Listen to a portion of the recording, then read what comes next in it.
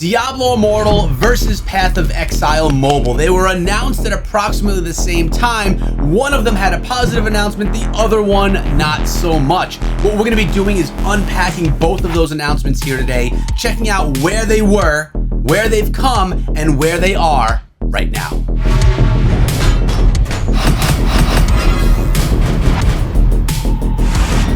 Approximately 3 years ago, Diablo Immortal was announced at BlizzCon 2018. I was sitting there completely excited about this game, being a mobile gamer, but the majority of the community that's focused on Diablo was in the opposite court. They were not happy about it. Everyone there on that day was looking forward to an announcement of Diablo 4 in development on PC. Issue was, that's what they were expecting. They were given a different game exclusive to mobile devices. For mobile gamers, this is a dream come true, but to the PC community, this is a nightmare. We had the coined terminology, do you not have phones, or is this some type of an out of season April Fool's joke? These terms, these sayings have stuck around for years, and I have to say they're getting a little bit old now since it's been a few years, but they have been around for a long time. Diablo Immortal had an awful announcement that was not received well by the community. Although this is going to be an amazing game that I have played in the closed alpha and in the technical alpha and soon to be in the beta, it was not received well by the existing Blizzard community. And this opened up a opening or a door for all of those people that are in love with Path of Exile Mobile, and I think their announcement was done right. So after this horrible announcement by Blizzard, Grinding Gear must have seen an opportunity to use that negativity and turn it around into a positive announcement for their game that they were planning, Path of Exile Mobile. When they announced the game, they kind of made fun of what was said about Diablo Immortal, and they then said, okay, we got this game. I know you guys may not be in love with it, but the mobile community is going to like it. That's not their words verbatim, but of course they said something along those lines, and they then announced their game, not leading their community to believe that it was an announcement for another game, letting them know that this was a side project that they were working on that was going to be in addition to what they were doing. They did a great PR job making the mess that Blizzard made with Diablo Immortal into a positive spin on their announcement of Path of Exile Mobile.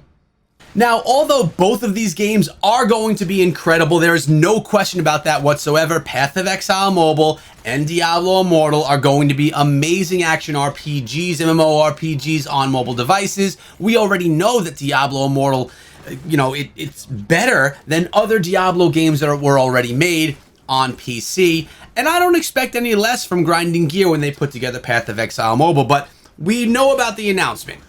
Diablo failed. Grinding Gear, well, with Path of Exile Mobile, they passed with an A. But what about the development stages that have been going on? Since that announcement, we haven't heard anything about Path of Exile Mobile. It has been literally silent. No talk about it, no media about it, no nothing. It's kind of been like they announced the game, they said this is going to be coming, and then they just kind of put it in the back closet.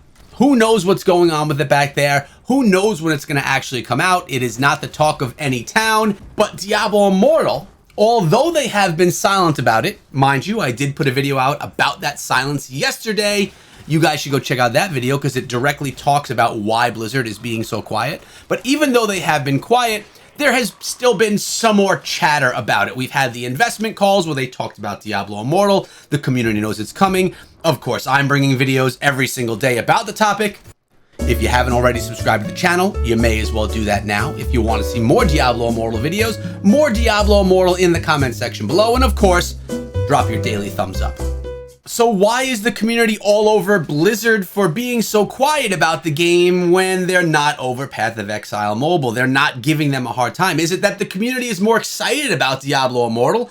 Or is that it's a little bit more in their face? You have, the closed alpha, the technical alpha coming out, so people know it's coming. It's part of those investment calls. There is a reason why people are getting mouthy about Diablo Immortal taking so long, while they're just completely ignoring Path of Exile Mobile as if it's not even a thing yet. And maybe that's just it. Maybe Path of Exile is not a thing yet. Just something to think about right there, guys. We don't know where that game stands. So that's regarding the development phases of both.